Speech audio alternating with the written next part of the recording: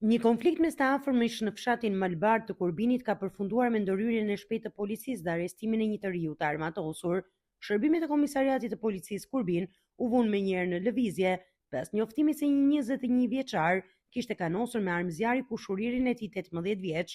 Pas disa orësh kërkimesh intensive, forcat e rendit lokalizuan dhe kapën autorin e dyshuar, shtetasin me iniciale FC, 21 vjeç, banues në Malbardh. Hetimet e para treguan se ai kishte kërcënuar kushuririn e tij, shtetasin me iniciale AC, 18 vjeç, për motive të dobta, duke përdorur një armë zjarri.